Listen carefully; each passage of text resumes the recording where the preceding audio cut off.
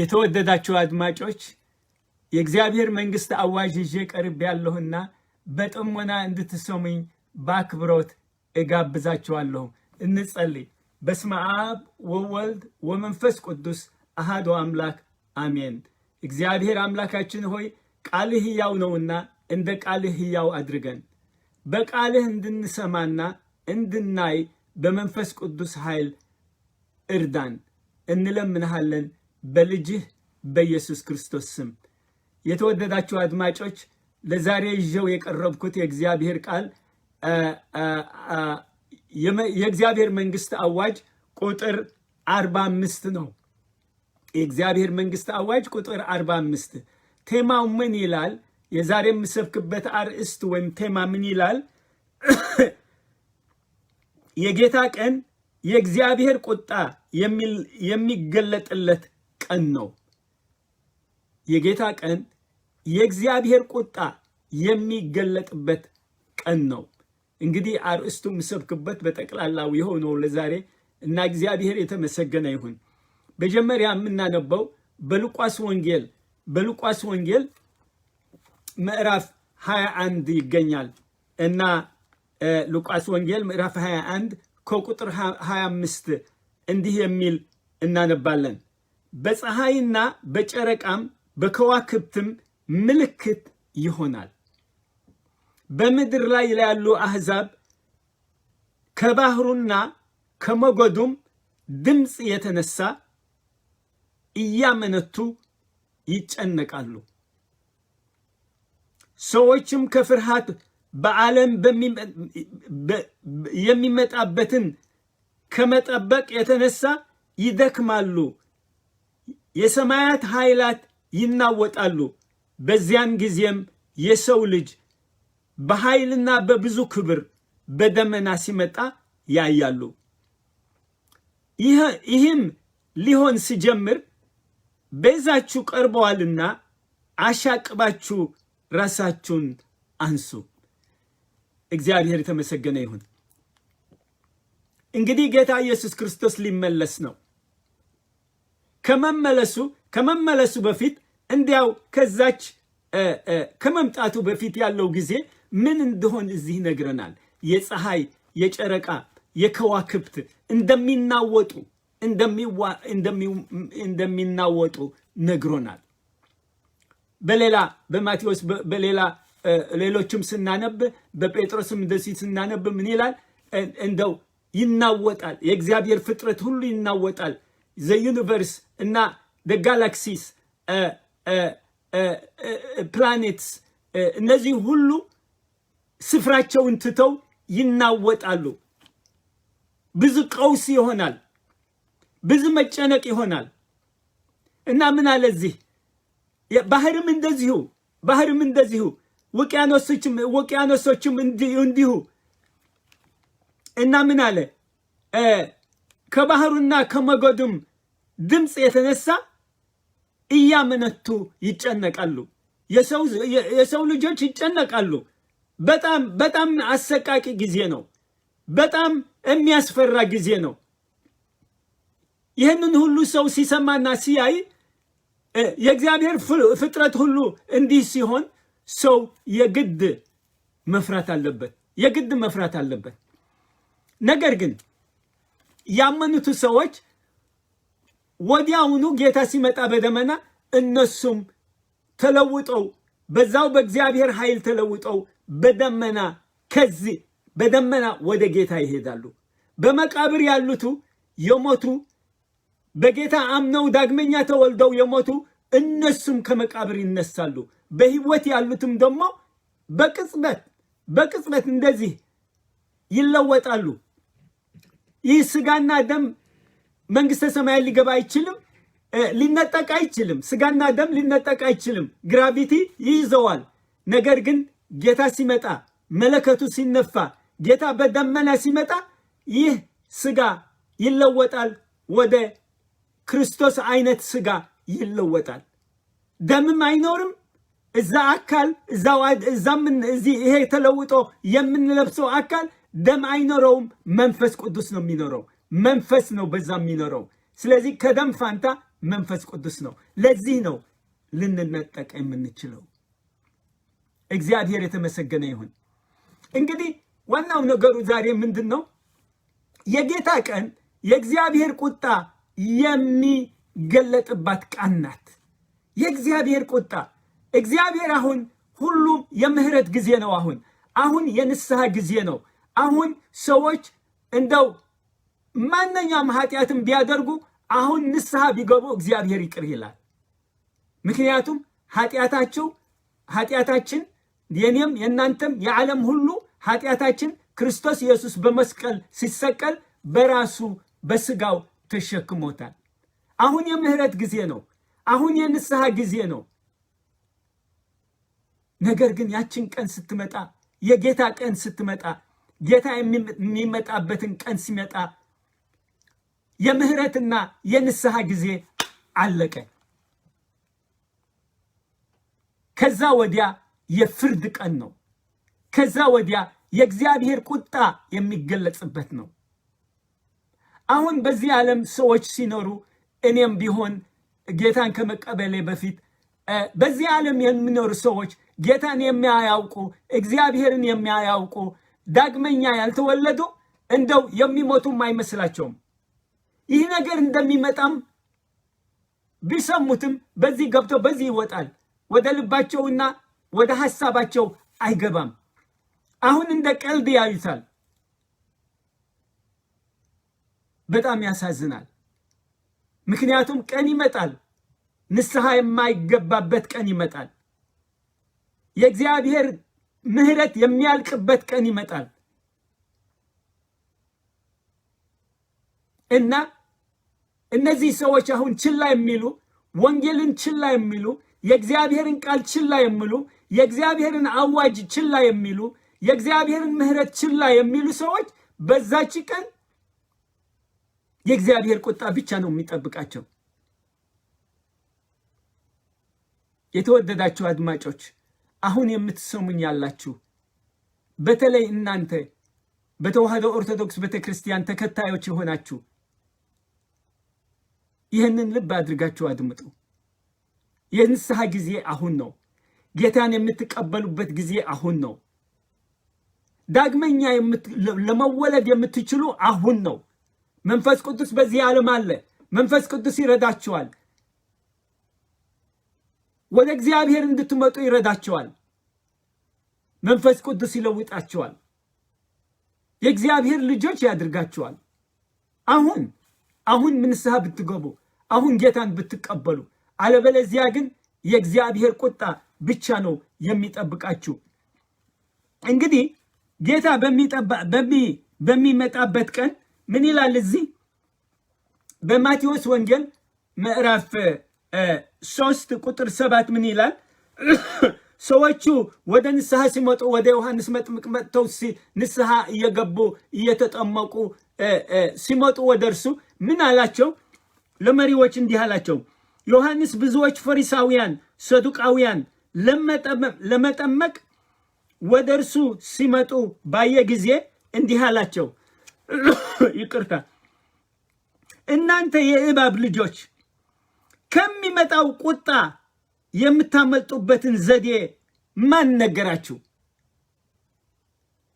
ከሚመጣው ቁጣ የምታመልጡበትን ዘዴ ማን ነገራችሁ? ንስሐ እየገቡ ነው።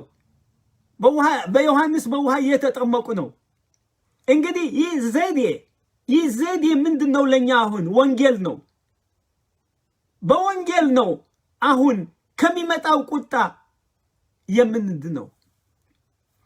በወንጌል ነው አሁን ከሚመጣው ቁጣ እዚህ ምን ይላል? የምታመልጡት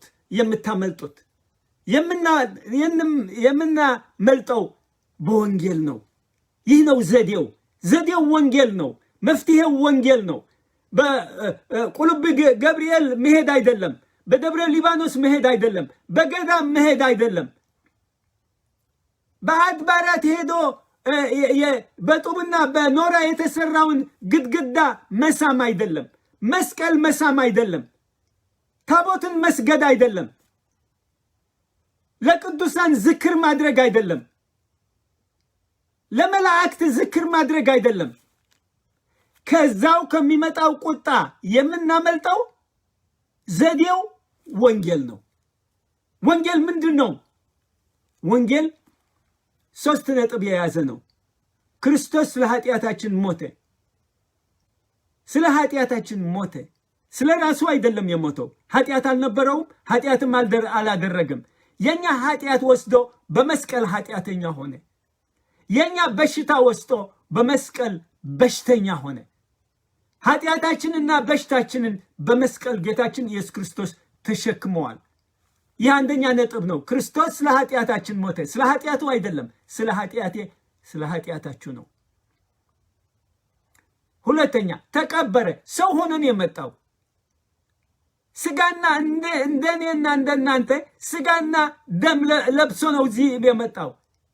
እግዚአብሔር ወደዚህ ዓለም ወርዶ ሰው ሆኖ ከኛ ጋር ነው የተቀመጠው። ስለዚህ ሞተ። ስለዚህ ተቀበረ። ክርስቶስ ስለ ኃጢአታችን ሞተ። ሁለተኛው ነጥብ ተቀበረ።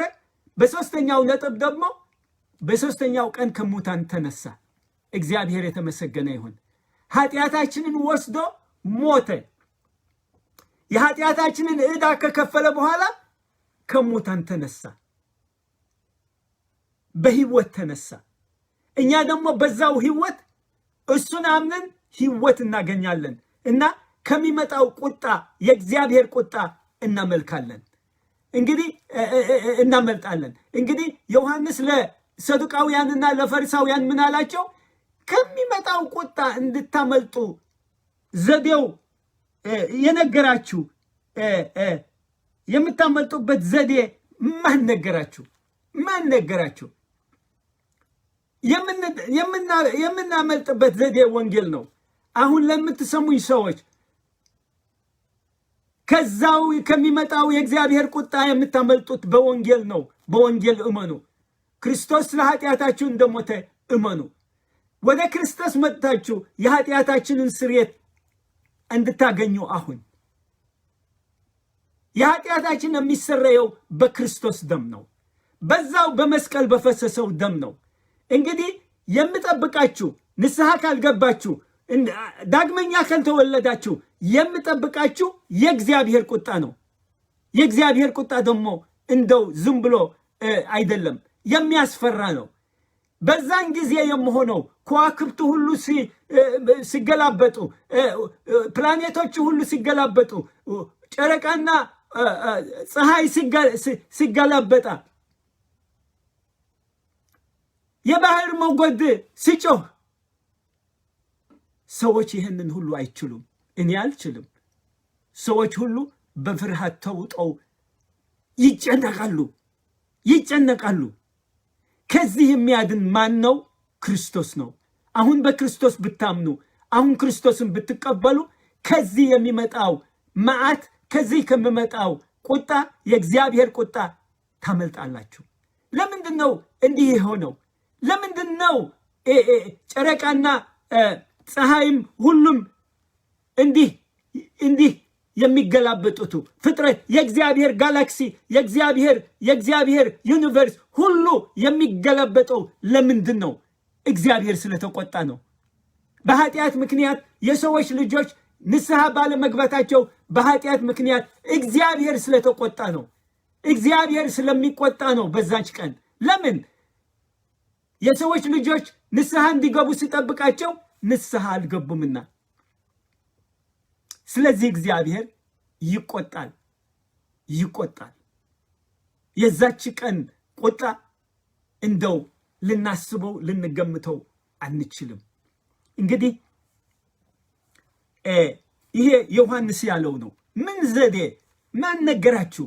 ይህ ዘዴ የምታመልጡበትን ዘዴ ማን ነገራችሁ? እኔ አሁን የነገርኳችሁ ምንድን ነው? ከዛው ከሚመጣው የእግዚአብሔር ቁጣ የምታመልጡበት ዘዴ ወንጌል ነው። በክርስቶስ ኢየሱስ እመኑ፣ ክርስቶስ ኢየሱስን ተቀበሉ፣ እርሱ ብቻ ስገዱ፣ እሱን ብቻ አምልኩ። ለመስቀል አይደለም፣ ለታቦት አይደለም፣ ለቅዱሳን አይደለም፣ ለመላእክት አይደለም፣ እግዚአብሔርን ብቻ አምልኩ። ጌታችን ኢየሱስ ክርስቶስን ብቻ አምልኩ። ይህን ካደረጋችሁ፣ ንስሐ ከገባችሁ ከዛው ከሚመጣው ቁጣ ትተርፋላችሁ። ይህ ዘዴ ነው።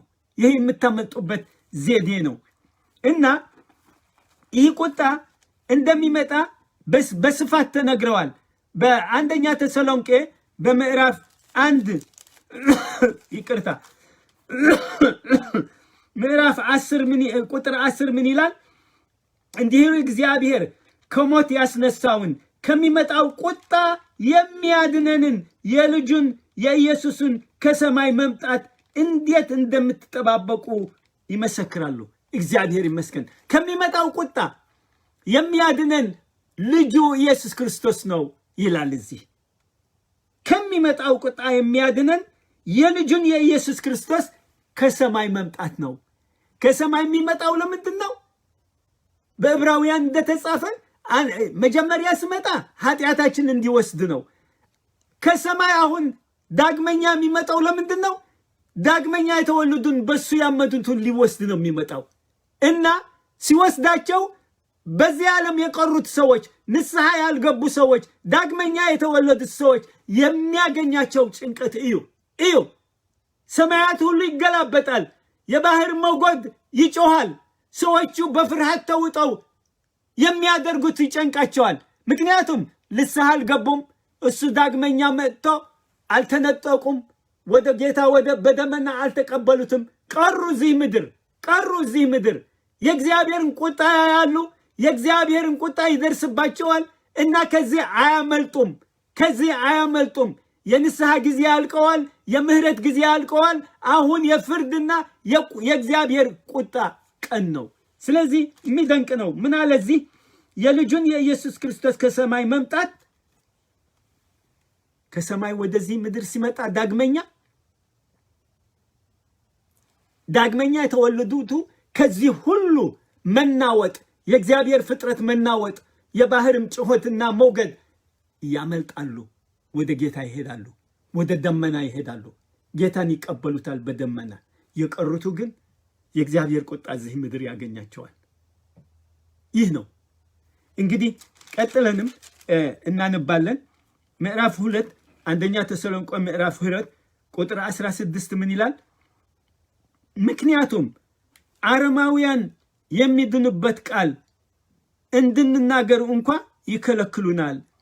በዚህ አይነት ኃጢአትን በኃጢአት ላይ እየጨመሩ ይሄዳሉ። ስለዚህም መጨረሻ የእግዚአብሔር ቁጣ መጥቶባቸዋል።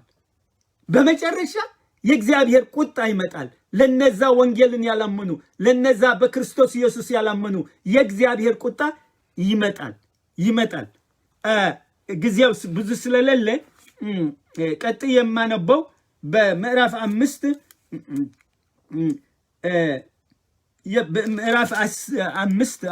በምዕራፍ 5 ቁጥር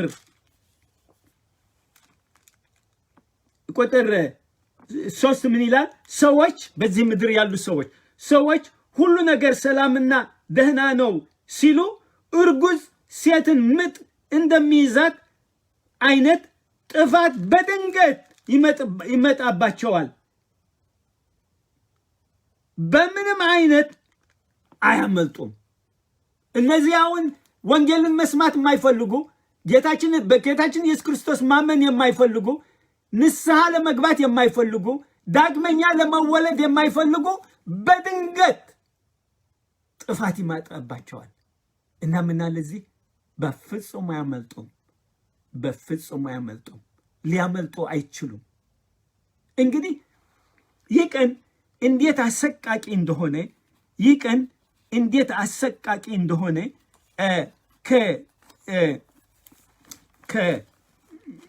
ከትንቢተ ሚልክያስ አነብላችኋለሁ።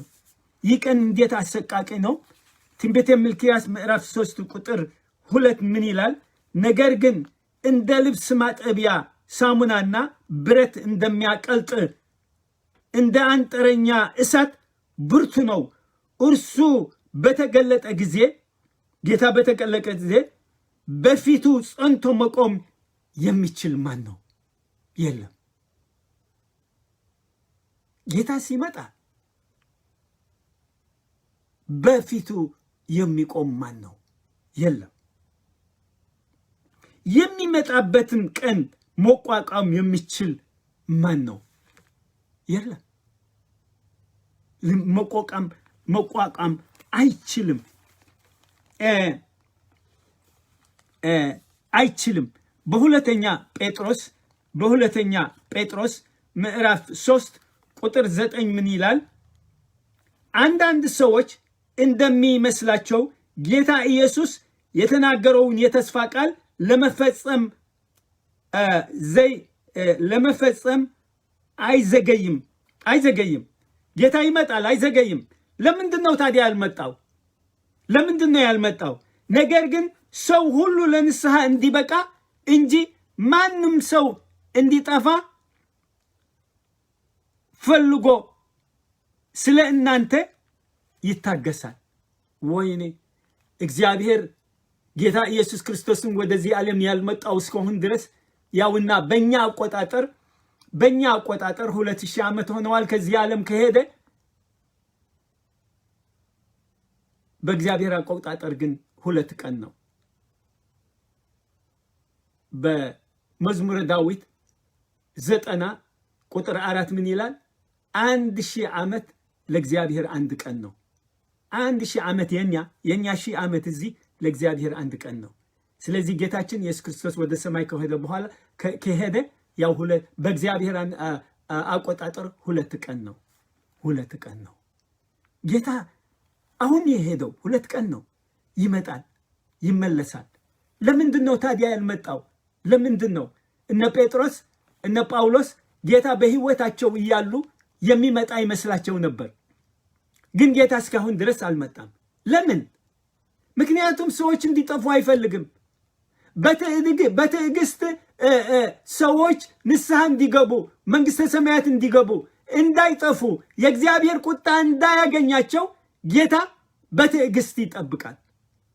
እንዳንጠፋ አንዳችንም እንኳን ብንሆን እንዳንጠፋ ጌታ በትዕግስት ይኸው ከመምጣት ተቆጥቧል። እዛ ተቆጥቧል።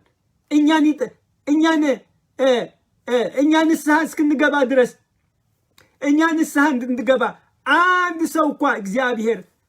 ሰው እንኳን ቢሆን እግዚአብሔር ወደ ገሃነመ እሳት ሊገባ አይፈልግም። እና የተወደዳችሁ አድማጮች አሁን ጊዜ ያላችሁ፣ አሁን የንስሐ ጊዜ፣ አሁን የምህረት ጊዜ፣ አሁን እግዚአብሔር እንዲሁ ኃጢአታችሁ ይቅር የምላችሁ ጊዜ እያለ እግዚአብሔርን ኃጢአቴን ተውልኝ ማለት ወደሱ ቀርባችሁ የእግዚአብሔርን መዳን ከኃጢአት መዋጀት አሁን ልትቀበሉ ትችላላችሁ። አሁን የንስሐ ጊዜ ነው። አሁን የመዳን ጊዜ ነው።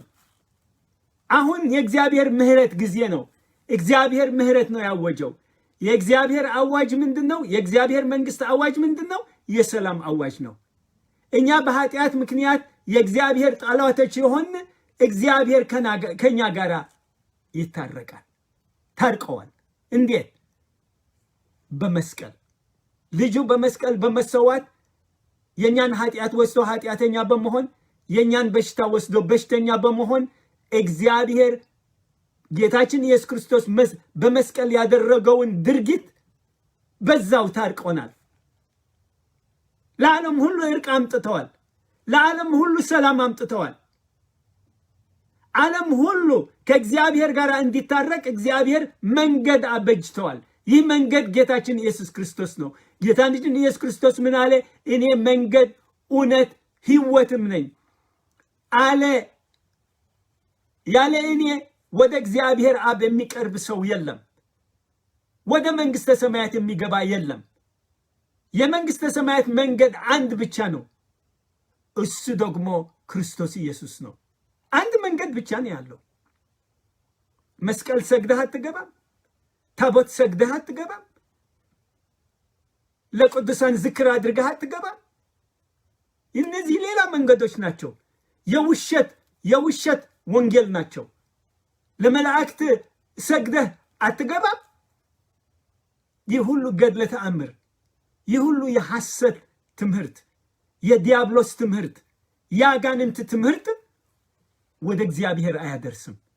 ወደ እግዚአብሔር የሚያደርሰው መንገድ አንድ ብቻ ነው፣ እሱም ክርስቶስ ኢየሱስ ነው። የሰው ኃጢአት የሚሰረየው የኃጢአታችን ይቅርታ የምናገኘው በክርስቶስ ኢየሱስ ደም ብቻ ነው። በዛው በመስቀል በፈሰሰው የክርስቶስ ደም ብቻ ነው። ስለዚህ ነው ወደ ክርስቶስ መጥተን ክርስቶስን መቀበል ያለብን። ስለዚህ ነው ወደ እግዚአብሔር ቀርበን በልጁ በኢየሱስ ክርስቶስ ስም ቀርበን እግዚአብሔር ሆይ ምህረትህ እቀበላለሁ። ልጅ ኢየሱስ ክርስቶስ በመስቀል ስለኔ ያደረገው ስለኔ ቤዛ ሆነ የሞተው እቀበላለሁ። ያንተ ምህረት እቀበላለሁ። ልጅህን ኢየሱስ ክርስቶስ እቀበላለሁ። የኃጢአቴን ስርየት እቀበላለሁ። የዘላለምን ሕይወት ካንተ እጅ እቀበላለሁ። ይህ ነው እግዚአብሔር ከእናንተ ሰሚዎች ዳግመኛ ያልተወለዳችሁ እግዚአብሔር የሚፈልገው ይህ ነው። ልትጸልዩት የሚገባ ጸሎት ይህ ነው። እንግዲህ መንግስተ ሰማያት መግባት የምትፈልጉ የእግዚአብሔር ልጆች መሆን የምትፈልጉ ከዛው ከሚመጣው የእግዚአብሔር ቁጣ ለመዳን ለማምለጥ የምትፈልጉ አሁንኑ በጌታ በኢየሱስ ክርስቶስ እንድታምኑ በዛው በላችሁበት ተነሱ። ከኔ በኋላ እንዲህ ብላችሁ ጸልዩ። የእናንተ ጸሎት አድርጉ። ይሄን የምጸልየው እናንተም ድገሙት፣ ጮክ ብላችሁ ድገሙት። እግዚአብሔር ሆይ እኔ ኃጢአተኛ ነኝ። በልጅህ በኢየሱስ ክርስቶስ የምህረት አዋጅ እንዳወጅ አምናለሁ። በወንጌል አምናለሁ። ክርስቶስ የኔ ኃጢአትና የዓለምን ኃጢአት ሁሉ በመስቀል እንደተሸከመው አምናለሁ። ቤዛችን እንደሞተ አምናለሁ። በዛው በመስቀል በፈሰሰ የክርስቶስ ደም ከሁሉ ኃጢአት ያንጻኝ። በመንፈስ ቅዱስ ቀድሰኝ። በመንፈስ ቅዱስ ልጅህ አድርገኝ። በመንፈስ ቅዱስ ሙላኝ። አዲስ ፍጥረት አድርገኝ። ተሐድሶ አድርገኝ። እለምንሃለሁ በልጅህ በኢየሱስ ክርስቶስ ስም አሜን። የተወደዳችሁ አድማጮች ይህንን ጸሎት ከልባችሁ ከሆነ የጸለያችሁት አሁንን የእግዚአብሔር ልጆች እንደሆናችሁ በእግዚአብሔር ቃል ይላችኋል። በዮሐንስ ወንጌል ምዕራፍ 1 ቁጥር 12 ለተቀበሉት ሁሉ በስሙ ለሚያምኑ የእግዚአብሔር ልጆች የሆኑ ዘንድ ስልጣን ሰጣቸው ይላል። ስለዚህ አሁን በጸለያችሁት ጸሎት አሁን ክርስቶስን አምናችሁ ስለተቀበላችሁት የእግዚአብሔር ልጆች ናችሁ። ከሚመጣው ቁጣ አመለጣችሁ። እግዚአብሔር የተመሰገነ ይሁን። አመለጣችሁ። እንግዲህ ጊዜው አልፈዋል እና እግዚአብሔር ይጠብቃችሁ። እግዚአብሔር ይባርካችሁ። ነገ በዚሁ ሰዓት እስክንገናኝ ድረስ ደህና ዋሉ፣ ደህና እደሩ። በእግዚአብሔር በአምላካችሁ ደስ ይበላችሁ፣ ተደሰቱ። አሜን።